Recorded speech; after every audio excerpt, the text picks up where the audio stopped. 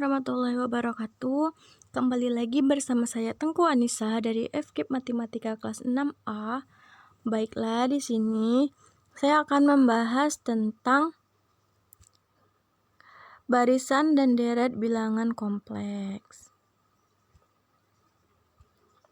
Yang pertama, kita akan membahas tentang barisan bilangan kompleks. Dengan definisi yaitu barisan bilangan kompleks adalah bilangan kompleks yang diurutkan dengan suatu pola tertentu. Biasanya ditulis dalam bentuk Z1, Z2, Z3, atau disingkat dengan Zn. Nah, suku Zn disebut sebagai suku umum atau suku ke n barisan tersebut. Dua barisan Zn dan Wn dikatakan sama jika dan hanya jika suku-suku yang bersesuaian sama.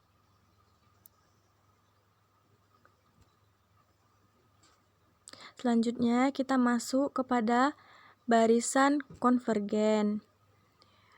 Barisan konvergen yaitu sebuah barisan Zn disebut konvergen jika terdapat suatu bilangan Z sehingga limit dari Zn n menuju tak hingga sama dengan 0, sama dengan Z. Barisan Zn dengan Zn sama dengan Xn plus Yn untuk n sama dengan 1, 2, 3 sampai dengan n.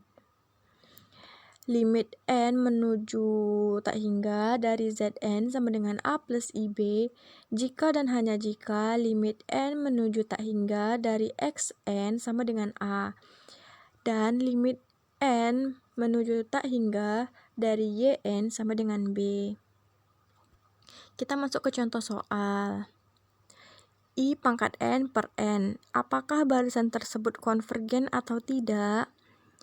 Baiklah, kita masuk kepada penyelesaiannya, yaitu I pangkat n per n untuk n-nya yaitu sama dengan 1, 2, 3. Maka kemungkinan yang terjadi yaitu I,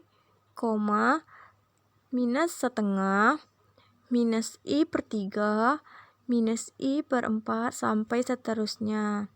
Dengan limit n menuju tak hingga dari I pangkat n per n sama dengan I pangkat tak hingga per tak hingga sama dengan tak hingga per tak hingga sama dengan 0. Maka barisan tersebut dikatakan konvergen. Selanjutnya kita masuk kepada barisan divergen. Ada dua ciri barisan kompleks disebut divergen, yaitu yang pertama, jika n bertambah besar, maka suku-suku barisan tersebut bertambah besar nilai mutlaknya, tanpa batas atau dapat ditulis dengan limit n menuju tak hingga dari Zn sama dengan tak hingga. Nah, yang kedua yaitu, jika suku-suku dari suatu barisan berosilasi di antara dua titik atau lebih, maka barisan tersebut tergolong divergen. Kita masuk kepada contoh soalnya, yaitu yang pertama 2i pangkat n dan yang kedua yaitu 4i dikurang 2 pangkat n. Penyelesaiannya untuk yang pertama 2i pangkat n dengan beberapa suku pertama, sukunya yaitu 2i min 4 minus 8i 16 32i sampai seterusnya. Nah, dari sini tampak suku ke n makin lama makin besar seiring dengan bertambah besarnya nilai n, sehingga disebut barisan divergen.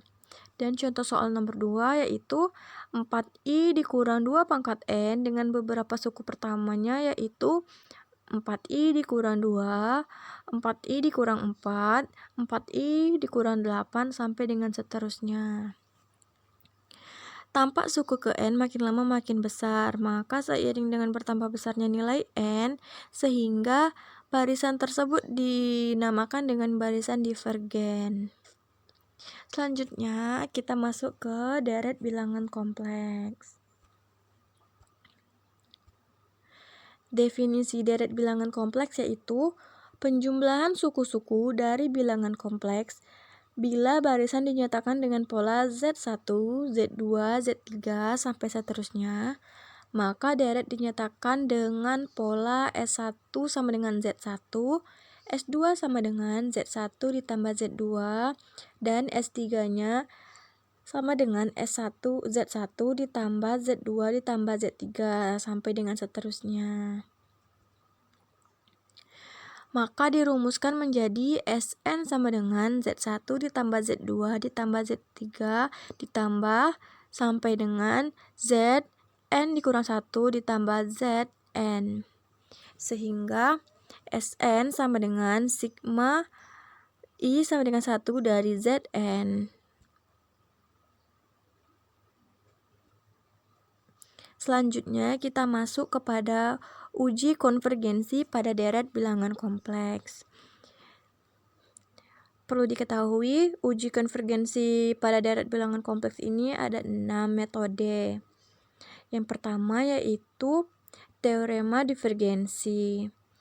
Yang pertama, jika suatu deret sigma Zn konvergen, maka nilai limit n menuju tak hingga dari Zn sama dengan 0. Dan yang kedua yaitu limit n menuju tak hingga dari Zn tidak sama dengan 0, maka deret sigma Zn disebut divergen. Yang kedua yaitu ada metode uji rasio.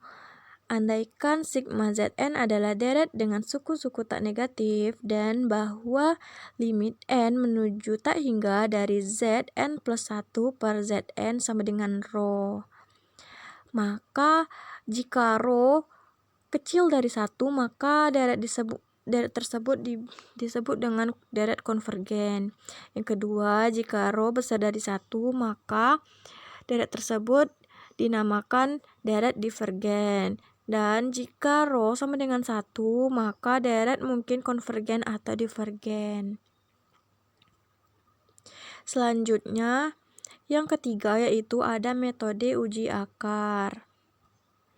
Andaikan sigma Zn adalah deret dengan suku-suku tak negatif dan bahwa limit n menuju tak hingga dari pangkat akar dari n z sama dengan rho.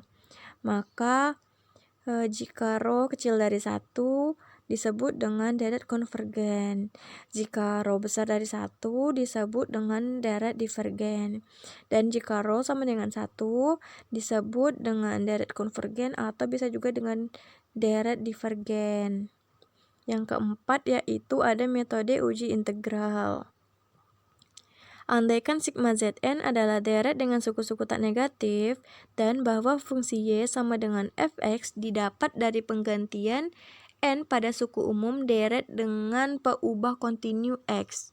Untuk x besar dari sama dengan 1 dan fx bertambah kecil, maka deret sigma Zn akan konvergen jika dan hanya jika integral dengan batas atas tak hingga dengan batas bawah 1 dari fx dx juga konvergen. Yang kelima yaitu uji deret berganti tanda. Jika diketahui suatu deret sigma minus 1 pangkat nZn dengan Zn besar dari sama dengan 0, maka limit n menuju tak hingga dari Zn sama dengan 0. Zn kurang 1 kecil dari sama dengan Zn. Untuk semua n yang lebih besar dari suatu bilangan bulat M tertentu, maka deret sigma minus 1 pangkat nZn konvergen. Dan yang keenam yaitu ada metode pembandingan.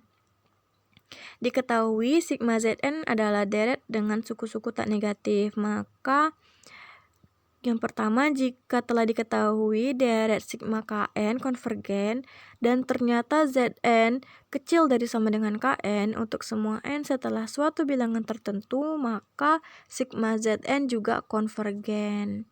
Yang kedua yaitu jika telah diketahui deret sigma Dn divergen dan ternyata Zn besar dari sama dengan Dn untuk semua n setelah suatu bilangan tertentu, maka sigma Zn juga divergen. Nah, baiklah teman-teman, sekian video penjelasan singkat dari saya. Apabila ada kesalahan saya mohon maaf. Nantikan video saya selanjutnya. Assalamualaikum warahmatullahi wabarakatuh.